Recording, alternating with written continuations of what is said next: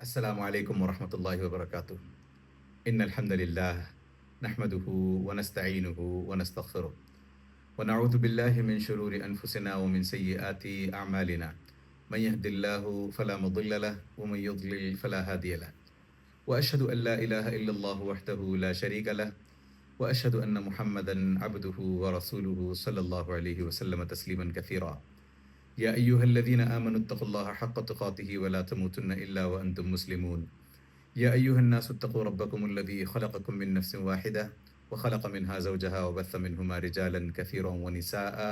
واتقوا الله الذي تساءلون به والأرحام إن الله كان عليكم رقيبا.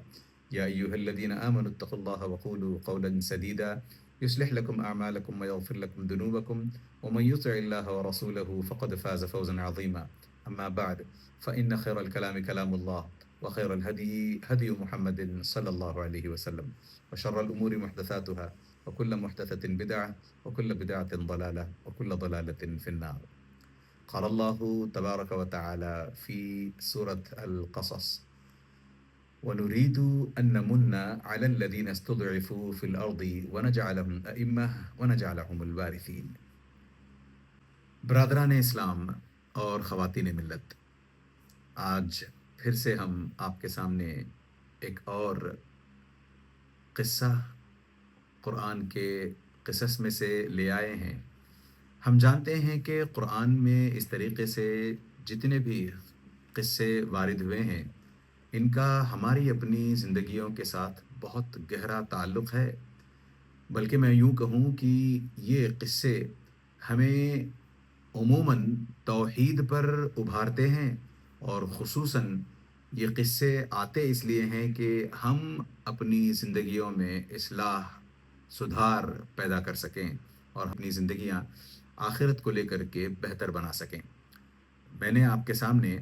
سورۃ القصص کی ابتدائی آیات میں سے بس ایک آیت کی تلاوت کی ہے، اور میں آپ سے گزارش کروں گا کہ آپ اصل میں سورۃ القصص کے شروع کے پورے حصے کی، یعنی کم از کم 12-13 آیات کی تلاوت کریں۔ ان میں یقیناً ہمارے اپنے لیے بہت سارے حلول، بہت سارے سلوشنز نظر آئیں گے۔ چلیں اس قصے میں اصل میں ہو کیا رہا ہے اس کی طرف آتے ہیں، اور اس قصے سے آج کی ڈیٹ میں ہمارے اپنے مسائل کے ساتھ ریلیونس پیدا کرنے کی کوشش کرتے ہیں، پھر انشاءاللہ تعالیٰ ان کے سلوشنز کی طرف بھی بڑھیں گے۔ سب سے پہلے تو میں آپ کے سامنے یہ بات بتا دوں کہ اس قصے میں موسیٰ علیہ السلام کے پیدا ہونے کے تعلق سے بات ہوتی ہے، اور اس سے پہلے فرعون کی اپنی بڑی بڑی کرتوتوں کا پردہ فاش کیا گیا ہے۔ اللہ عز و جل کہتے ہیں: ان فرعون علا فی الارض وجعل اہلها شیعا یستضعف طائفة منهم یذبح ابناءهم ویستحیی نساءهم۔ اللہ عز و جل فرماتے ہیں کہ فرعون نے اپنے اس دور میں نہ صرف بلندی چاہی، بلکہ اس نے خاص طور پر ایک خاص فرقے کو، یعنی بنی اسرائیل کی بات ہو رہی ہے کہ فرعون بنی اسرائیل کو کمزور سے کمزور تر کرتا جا رہا تھا۔ یذبح ابناءہم ویستحیی نساءہم، وہ کرتا یہ تھا کہ ان کے اپنے چھوٹے چھوٹے بچوں کو پیدا ہوتے ہی ذبح کر دیا کرتا تھا، مار دیا کرتا تھا، اور ان کی لڑکیوں کو زندہ رکھا کرتا تھا۔ آئیے اس قصے کے بیک ڈراپ میں چلنے کی کوشش کرتے ہیں۔ ایک مرتبہ کا واقعہ ہے کہ فرعون نے ایک خواب دیکھا، اور اس خواب کی اس نے اپنے ان منسٹرز سے یا اپنے جو قریبی لوگ ہیں ان سے تعبیر پتہ کرنی چاہیے۔ تو لوگوں نے کھنگال کر اس کو تعبیر بتائی کہ آپ کی اپنی سلطنت میں ایک ایسا بچہ قریب میں پیدا ہونے والا ہے جو آگے چل کر کے آپ کے تخت کو تباہ کر دے گا، آپ کی سلطنت کو مٹا دے گا پوری طریقے سے، آپ کو ذلیل اور رسوا کر چھوڑے گا۔ تو پھر ان لوگوں نے سوچا کہ اس سے بچاؤ کی تدبیر کیا ہوگی، کیسے اس سے بچا جائے، کیسے اس بچے سے اپنا پیچھا چھڑایا جائے، بلکہ اپنی جان چھڑائی جائے۔ لہٰذا ترکیب یہ سمجھ میں آئی کہ بنی اسرائیل کے بچے جتنے بھی پیدا ہوتے رہیں سب کو چیک کرو، जैसे ही पता चले कि इनके लड़का पैदा हुआ है तो फ़ौरन उसको कत्ल कर दो। तो जैसे ही बनी इसराइल की औरतों की प्रेग्नेंसीज़ कंसीव्ड हो जाती, हमल ठहर जाता, इनकी अपनी तारीखें नोट कर ली जाती। फिर जैसे ही इनकी डिलीवरी के दिन करीब आते, फ़िरऔन के अपने कारिंदे इनके घरों के पास तैनात कर दिए जाते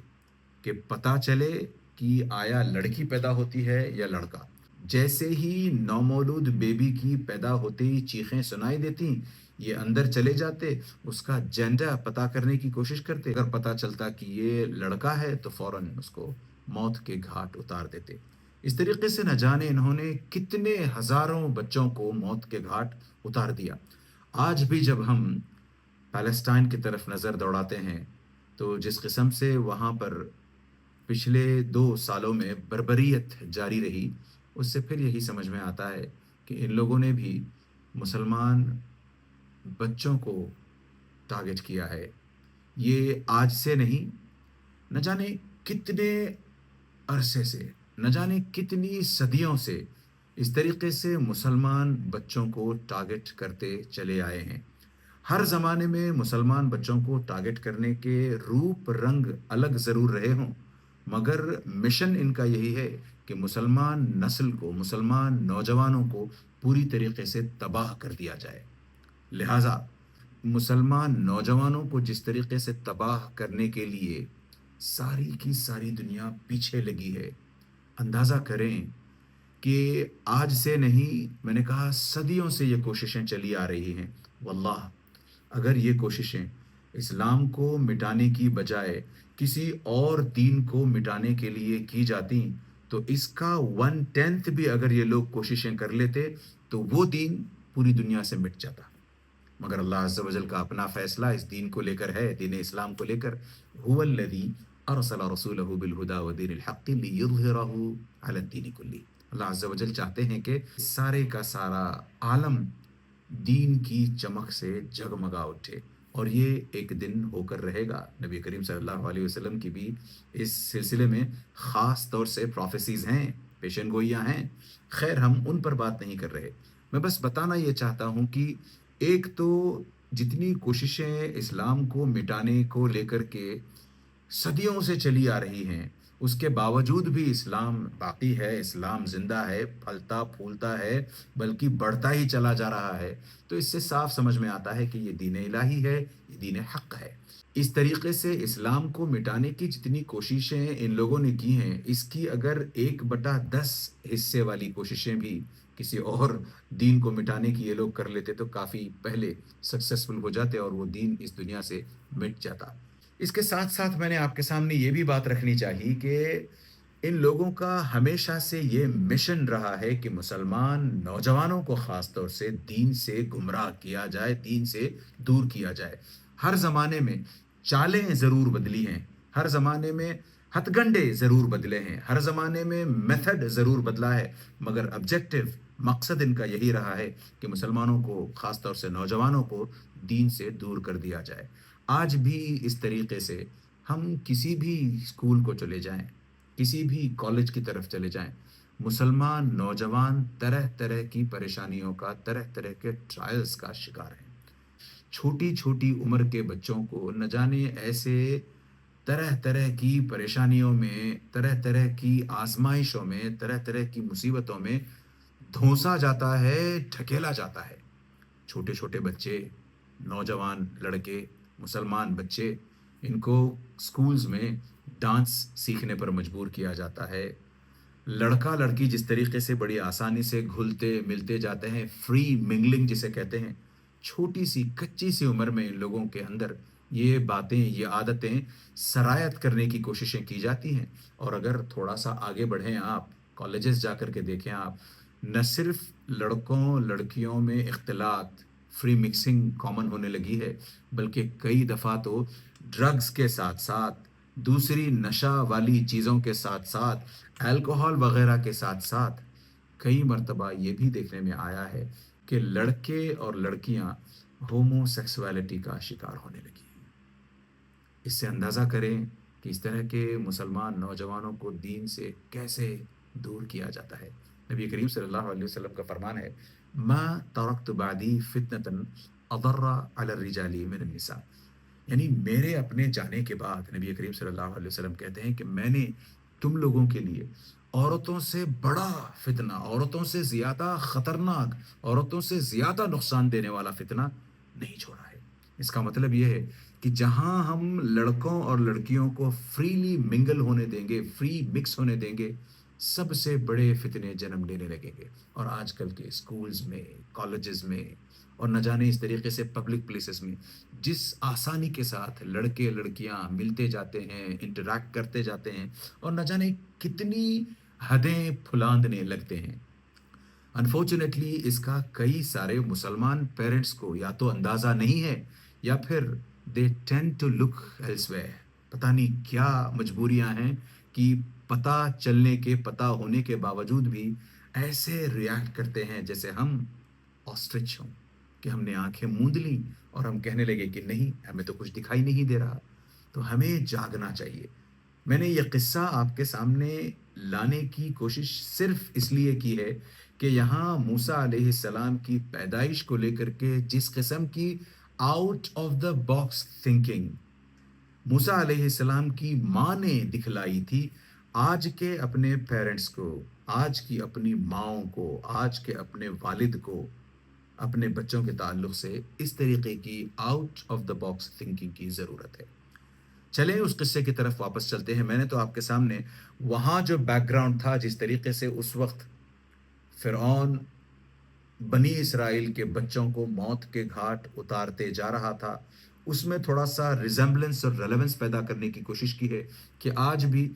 موت کے گھاٹ اتارنے سے میری مراد یہاں یہ نہیں ہے کہ سچ مچ ذبح کیا جا رہا ہو۔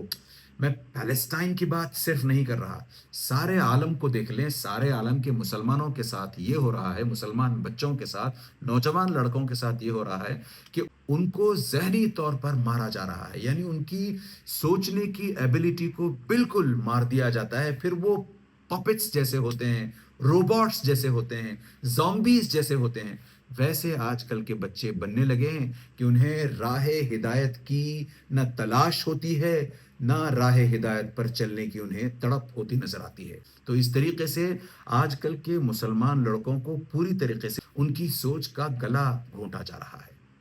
تو جب فرعون نے اس طریقے سے ہزاروں بچوں کو روزانہ قتل کرتے ہوئے، موت کے گھاٹ اتارتے ہوئے اپنا مشن جاری رکھا کہ موسیٰ علیہ السلام پیدا نہ ہونے پائیں، اور اگر پیدا ہوتے ہیں تو فوراً مار دیے جائیں، آپ کو اور ہمیں پتہ ہونا چاہیے کہ قبطی وہاں کے اپنے سپیریئر ریس مانے جاتے تھے، اور بنی اسرائیل کو ان لوگوں نے محکوم غلام بنا کر کے رکھا تھا۔ لہٰذا جتنے بھی لو لیول کے کام ہوتے، جتنے بھی لو پروفائل کے کام ہوتے، جتنے بھی نچلے درجے کے کام ہوتے، یہ تمام کے تمام کام یہ لوگ بنی اسرائیل کے نوجوان لڑکوں سے لیا کرتے تھے۔ اب جب انہوں نے نوجوان لڑکوں کو تو چھوڑیں، چھوٹے چھوٹے بچوں کو اس طریقے سے پیدا ہوتے ہی قتل کرنا شروع کر دیا، تو ایک پیریڈ کے بعد انہیں سمجھ آیا کہ جو نسل ہمارے ساتھ آج کام کر رہی ہے، کل کے دن جب یہ بوڑھی ہو جائے گی تو ہمارے پاس اگلی نسل میں سے کوئی ہے نہیں بنی اسرائیل کی کہ ہماری خدمت اس طریقے سے کر سکے۔ اس طریقے کے جینیٹرز کے کام ہو گئے، سویپرز کے کام ہو گئے، اس طریقے سے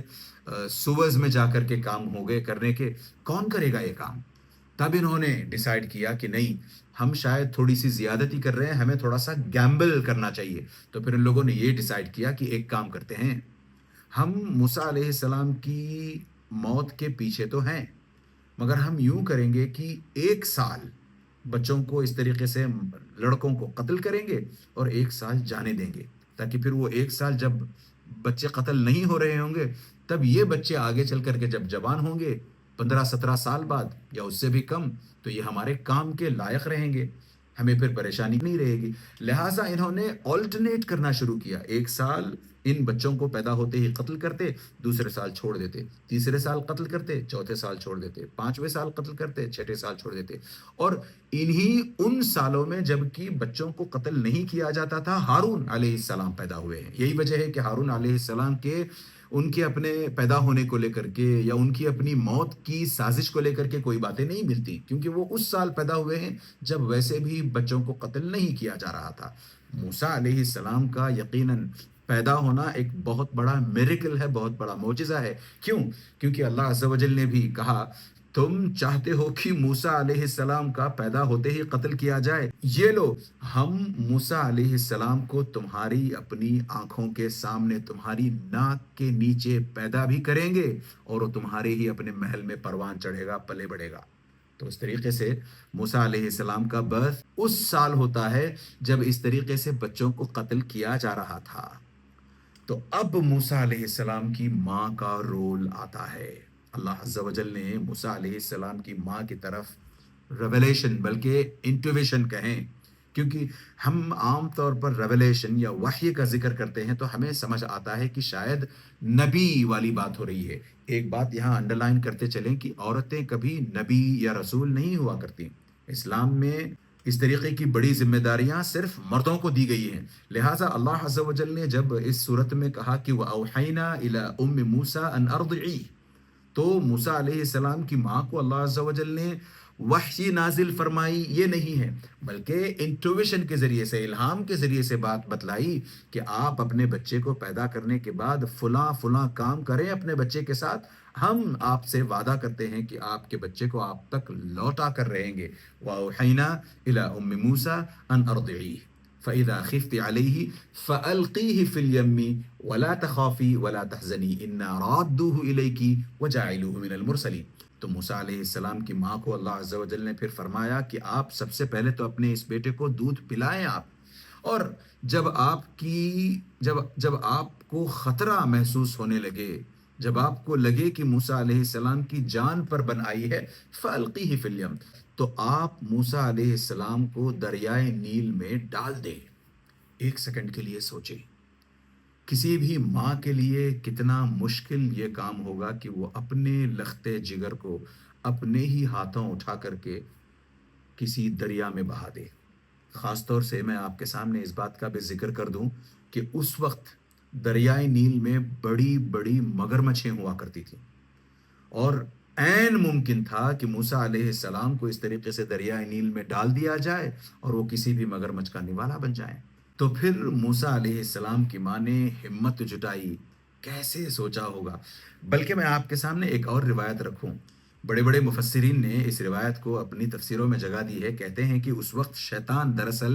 موسیٰ علیہ السلام کی ماں تک آیا تھا، اس نے موسیٰ علیہ السلام کی ماں کے دل میں وسوسے ڈالنے کی کوشش کی، کہنے لگا موسیٰ رک جاؤ،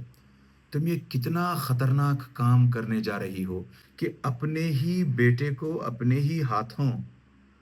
دریا میں بہا دو گی۔ 5-7 منٹ بعد تمہیں پتہ بھی نہیں چلے گا کہ تمہارا بیٹا آیا زندہ بھی ہے یا کسی مگرمچھ کا نوالا، کسی مگرمچھ کا لقمہ بن چکا ہے۔ اس سے تو بہتر موسیٰ یہ ہے، شیطان نے کہا موسیٰ اس سے تو بہتر یہ ہے کہ تم اپنے بچے کو ان جلات کے حوالے کر دو، کم سے کم تمہاری اپنی آنکھوں کے سامنے اس کی موت ہوگی، ورنہ وہاں دریا میں پھینکو گی، تمہیں پتہ بھی نہیں چلے گا کہ بچہ زندہ بھی ہے یا مر چکا ہے۔ اس سے تو بہتر یہ ہے کہ تمہاری اپنی آنکھوں کے سامنے تمہارے اپنے بچے کی موت ہو، تاکہ کم از کم تمہیں تسلی تو ہو کہ میرا بچہ مر چکا ہے۔ مگر اس ماں نے اللہ عز و جل کے اس انٹویشن پر، یاد رکھیں ہماری اپنی زندگیوں میں بھی کئی مرتبہ اس طریقے سے اللہ عز و جل انٹویٹ کرتے ہیں، الہام ڈالتے ہیں، مگر ہم اس پر کان نہیں دھرتے، ہم اس تعلق سے غور نہیں کرتے۔ کئی مرتبہ ہمارے اپنے دلوں میں اس طریقے سے ہمارے اپنے بچوں کو لے کر کے، ان کی توحید کو لے کر کے، ان کی آخرت کو لے کر کے، ان کی اس دنیاوی زندگی میں ان کے اسلام پر چلنے کو لے کر کے کئی مرتبہ خیالات آتے ہیں، سجیسٹنز آتی ہیں، کوئی نہ کوئی آ کر کے ہمیں کچھ کہہ کر جاتا ہے، پھر بھی ہم کان دھرتے نظر نہیں آتے، سنتے نظر نہیں آتے، اس پر عمل کرتے نظر نہیں آتے۔ اسی طریقے سے موسیٰ علیہ السلام کی ماں نے اپنے بچے کو یعنی موسیٰ علیہ السلام کو دریائے نیل میں پالنے میں ڈال کر کے دریائے نیل میں بہا دیا۔ میں اور اس تفصیل میں جانا نہیں چاہتا کہ کیسے پھر ان کی بہن سے کہا گیا کہ آپ اس پر نظر بنائے رکھیں، پھر کہاں۔ میں بس اتنا بتانا چاہتا ہوں کہ جیسے یہاں سے یہ بچہ بہہ کر کے نکلتا ہے، آگے چل کر کے یہ دریا اس راستے سے ہو کر گزرتی ہے جہاں سے فرعون کا اپنا محل ہے، اور کہا جاتا ہے کہ فرعون اپنے محل کے باہر آ کر کے جہاں سے دریائے گزرتا ہے اس کے پاس، جیسے ساحل سمندر ہوتے ہیں، سی شورز، وہاں آ کر کے وہ اپنی بیوی کے ساتھ بیٹھا کرتا تھا، شامیں گزارا کرتا تھا۔ اسی طریقے سے یہ بیٹھا ہے اور اس طریقے سے بچہ بہتا ہوا چلا آتا ہے۔ تو بچے کو دیکھتے ہی فرعون کی وائف، جو کہ ایک مسلمان خاتون ہیں، اللہ عز و جل نے ان کی تعریف میں جگہ جگہ بات کی ہے، تو یہ فوراً بچے کو دیکھتے ہی کہہ اٹھتی ہیں کہ لا تقتلوه عسى ان ينفعنا او نتخذه ولدا۔ موسیٰ علیہ السلام کے تعلق سے یہ آتا ہے کہ اللہ عز و جل نے موسیٰ علیہ السلام کے اپنے چہرے پر کہیں یا موسیٰ علیہ السلام کی ذات میں کہیں، اللہ عز و جل نے ایسی محبت بھر دی تھی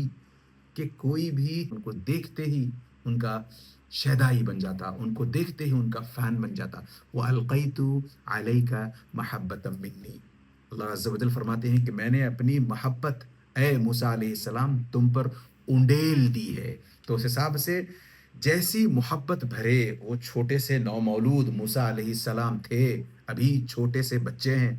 ان کو دیکھتے ہی فرعون کی اہلیہ کا دل بھر آتا ہے، وہ کہہ اٹھتی ہے اس کو قتل مت کرو، جبکہ فرعون کو ڈر لگا تھا کہ کہیں یہی وہ بچہ نہ ہو جو میری اپنی جان لے لے۔ پھر آگے اس نے کوئی ترکیب بھی کی، آتا ہے بعض روایات میں کہ اس نے کچھ ایسی ترکیب بھی کی کہ اس نے کہا کہ میں موسیٰ علیہ السلام کے سامنے آگ کا ایک ڈھیپا رکھوں گا، آگ کا گولا رکھوں گا، اور اسی طریقے سے یعنی کوئلہ جس طریقے سے بھڑکا کر کے آگ میں رکھا جاتا ہے وہ رکھوں گا۔ تو اسی وجہ سے کہا جاتا ہے کہ موسیٰ علیہ السلام کو وہ جو لکنت تھی جس کے بارے میں موسیٰ علیہ السلام خود کہتے ہیں رب اشرح لی صدری ویسر لی امری واحلل عقدۃ من لسانی، وہ میری اپنی زبان میں جو ایک گانٹھ ہے اس کو کھول دینا۔ تو دوسری جگہ بھی اس طریقے سے الفاظ آتے ہیں، جیسے موسیٰ علیہ السلام کہتے ہیں ہوا افصح منی لسانا، ہارون کے تعلق سے کہتے ہیں کہ ہارون کو میرے ساتھ بھیجنا جب میں فرعون سے بات کرنے جاؤں، کیوں؟ کیونکہ وہ مجھ سے زیادہ بہتر طریقے سے بات کر سکتا ہے۔ اور پھر موسیٰ علیہ السلام کے تعلق سے خود فرعون کہتا ہے ولا یکاد یبین، اس میں اتنی لکنت ہے کہ وہ بات بھی ڈھنگ سے نہیں کر سکتا۔ کہا جاتا ہے کہ یہ اس وجہ سے تھا کہ انہوں نے وہ جو آگ کا گولا تھا وہ اٹھا کر کے اپنے منہ میں ڈال لیا تھا، جس کی وجہ سے ان کی زبان جل گئی تھی یا حلق میں تکلیف سی ہو گئی تھی ان کی، اور اس وجہ سے وہ لکنت ان کی کافی عرصے تک باقی رہی۔ خیر، اس سے غض نظر جب موسیٰ علیہ السلام کو اس طریقے سے فرعون کی اہلیہ نے دیکھ کر کے اٹھا لیا اور پھر دودھ پلانے کی کوشش کی تو موسیٰ علیہ السلام دودھ پینے کو تیار نہیں، اور پھر 1000 ماؤں کو لایا گیا، 1000 عورتوں کو لایا گیا جو دودھ پلایا کرتی تھی، کسی کا دودھ موسیٰ علیہ السلام پینے سے رہے۔ پھر ایونچولی خبر دی گئی، اسی بہن دوارا خبر دی گئی کہ ایک عورت ہے جس کے تعلق سے مجھے پکا پتہ ہے کہ وہ اس عورت کا دودھ ضرور پیے گا، لہٰذا موسیٰ علیہ السلام کی ماں کو لایا گیا۔ پھر موسیٰ علیہ السلام کی ماں نے جب لے لیا موسیٰ علیہ السلام کو دودھ پلانے لگی تو پھر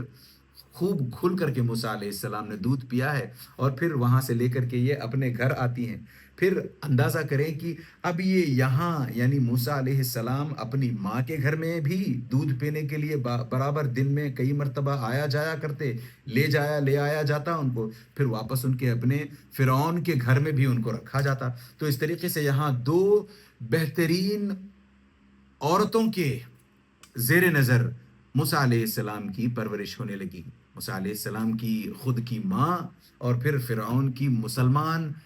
اہلیہ۔ تو ان دو نیک پاک باز مسلمان عورتوں کے زیر نظر جب ان کی پرورش ہونے لگی تو ظاہر سی بات ہے کہ انہیں بھی آگے بڑھ کر کے ایک بہترین انسان، بہترین مسلمان بننا تھا۔ پھر آگے اللہ عز و جل نے انہیں نبوت سے بھی سرفراز فرمایا۔ لہٰذا یاد رکھیں کہ اگر آج کی مائیں بھی اتنی ہی نیک اور بااخلاق ہوں گی تو ان سے پیدا ہونے والے بچے خود بھی بہت نیک اور بااخلاق ہوں گے انشاءاللہ تعالی۔ تو یہاں جو بون آف کنٹینشن جسے کہتے ہیں، پوائنٹ آف ریفرنس جسے کہتے ہیں، وہ یہ ہے کہ موسیٰ علیہ السلام کی ماں نے اس وقت جو خطرات تھے ان خطرات سے ڈر کر یہ نہیں کہا کہ میں اپنا بچہ پیدا نہیں کروں گی، میں اپنے بچے کو یہیں موت کے گھاٹ اتار دوں گی، یا میں اپنے بچے کو ان جلادوں کے حوالے کر دوں گی، ایسا کچھ نہیں کیا، بلکہ out of the box thinking کے ذریعے سے اپنے بچے کو اس دریائے نیل میں بہا دیا، اور اللہ عز و جل پر بھروسہ رکھا کہ اللہ عز و جل نے جب کہا اِنَّا رَادُّوهُ إِلَيْكَ، ہم ضرور تمہیں موسیٰ علیہ السلام واپس دلا کر رہیں گے، تمہارے پاس موسیٰ علیہ السلام کو واپس لوٹا کر رہیں گے، وَجَاعِلُوهُ مِنَ الْمُرْسَلِينَ، نہ صرف اتنا بلکہ ہم اسے آگے مرسلین میں سے بنائیں گے، رسولوں میں سے بنائیں گے۔ تو ایسی نہ جانے کتنی باتیں ہماری اپنی عبرتوں کے لیے قرآن میں موجود ہیں، جن کو انسین کہا جاتا ہے، جن کے تعلق سے آتا ہے کہ غیب کی باتیں ہیں، ان میں ہم مسلمانوں کا سمپورن وشواس، کمپلیٹ انویورنگ فیتھ جسے کہتے ہیں، وہ ہونا چاہیے۔ اور ہم ہیں کہ قرآن سے اتنے دور، دین سے اتنے دور، کہ ہم میں سے کئی اس طرح کی باتوں کو ہیریسی سمجھتے ہیں، یعنی غیب کی باتوں کو ہیریسی سمجھتے ہیں، شیطان کی ایگزسٹنس کو آج کے کئی مسلمان نوجوان ہیں جو سمجھتے ہیں کہ بیکار کی دقیانوسی باتیں، بیکار کی خرافاتی باتیں ہیں، ہیریسی ہے، اس کا حقیقت سے کوئی تعلق نہیں ہے۔ کئی نوجوان مسلمانوں کا یہ ماننا ہے، کرٹسی، ان لوگوں نے دین سے اپنے آپ کو دور رکھا، ان کے والدین نے انہیں دین نہیں سکھلایا، اور اس پر جیسے کہتے ہیں ایک تو کریلا دوسرے نیم چڑھا، ہوا یہ کہ ایک تو قرآن سے، ایک تو دین سے دوری، دوسرے سائنس کے تعلق سے جو کچھ انہوں نے سیکھا اس پر اندھا وشواس ان کا ہونا۔ تو یہ چاہیے تھا کہ ہمارا یہ جیسے اندھا وشواس سائنس کی انکشافات پر ہے، سائنٹیفک ریسرچز پر ہے، ویسا وشواس ہماری اپنی غیبیات کو لے کر ہونا تھا۔ کیوں؟ کیونکہ جیسے ہم جانتے ہیں کہ ہمارا اپنا مسلمانوں کا سب سے بڑا یو ایس پی ہے الذین یؤمنون بالغیب۔ جیسے ہی ہم قرآن کھولتے ہیں، ایک طرف کو سورۃ الفاتحہ، دوسری طرف کو الف لام میم ذالک الکتاب لا ریب فیہ ھدی للمتقین، سورۃ البقرہ کی سب سے پہلی آیات کیا آتا ہے اس میں؟ پہلے ہی پنے پر الذین یؤمنون بالغیب، وہ مسلمان وہ ہیں جو غیب پر ایمان رکھتے ہیں، ہدایت یافتہ، ہدایت پر وہ ہیں جو غیب پر ایمان رکھتے ہیں۔ اور انفارچونیٹلی آج کے مسلمان نوجوان غیب پر ایمان پتہ نہیں کتنا ہے، پتہ نہیں کس درجے کا ہے، سائنٹیفک انکشافات پر، سائنٹیفک ریسرچز پر بہت زیادہ وشواس کرتے ہیں۔ لہٰذا چلیں پلٹ کر چلتے ہیں، تو ہمیں بھی اس طریقے سے آج کے الگ الگ فرائض، فرعون کا پلورل ہے فرائض، آج بھی نہ جانے کتنے ایسے فرائض ہیں جو چاہتے ہیں کہ مسلمانوں کو تباہ کیا جائے، برباد کیا جائے، دین سے دور کیا جائے، دین پر رہنے نہ دیا جائے۔ جیسے میں نے طرح طرح کے فتنوں کا ذکر کیا ہے، تو ان تمام فتنوں کے مد نظر، ان تمام فتنوں میں دھنستے ہوئے مسلمانوں کو، مسلمان نوجوانوں کو بچانے کے لیے ہمیں بھی آؤٹ آف دا باکس سوچنے کی ضرورت ہے۔ اس کا یہ مطلب نہیں ہے کہ ہم اس طریقے سے اپنے بچوں کو دریاؤں میں بہا دیں، نہیں، ہمیں اس طریقے سے ایک دریا کے بارے میں سوچنا پڑے گا جو فگریٹو دریا ہو، یعنی ہم اپنے بچوں کو اس طریقے سے کیسے ان سکولز کو بھیج سکتے ہیں جہاں پر ننگا ناچ، جہاں پر گانے، جہاں پر فحش باتیں سکھائی جاتی ہوں، تھرکنا سکھلایا جاتا ہو، موسیقی سکھلائی جاتی ہو، میوزیکل انسٹرومنٹس کو پلے کرنا ضروری، کمپلسری بنایا جاتا ہو، اور اپنی چھوٹی چھوٹی 4 سال، 6 سال، 8 سال کے بچوں کو، لڑکیوں کو ڈانس سکھلایا جاتا ہو، دین سے دور کیا جاتا ہو، اور پھر جیسے جیسے یہ لڑکیاں یا لڑکے آگے بڑھتے جاتے ہیں ان کے سامنے طرح طرح کے فتنے سر اٹھائے کھڑے رہتے ہیں، اور ان بچوں کو کون بتائے گا کہ اچھا کیا ہے، برا کیا ہے، غلط کیا ہے، صحیح کیا ہے، حق کیا ہے، باطل کیا ہے، جب تک ہم دین کے تعلق سے انہیں گھر پر علوم نہیں دیں گے، اپنی مساجد میں عقیدے کی مضبوطی کی باتیں نہیں کریں گے۔ لہٰذا ہمیں ان حلول کی طرف نظر ڈالنی چاہیے کہ ہمیں اپنے بچوں کو آج کے فتنوں سے بچانے کے لیے کیا کرنا چاہیے۔ اس کا ایک سولوشن ہوم سکولنگ ہو سکتا ہے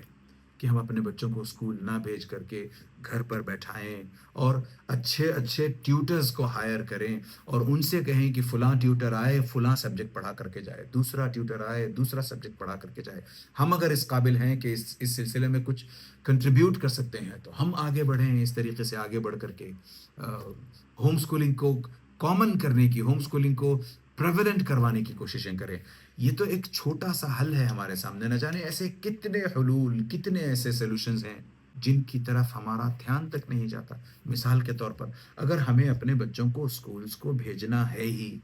تو کیوں نہیں ہم یہ کریں کہ روز شام میں جیسے ہی ہمارا لڑکا ہماری لڑکی اسکول سے واپس آتی ہے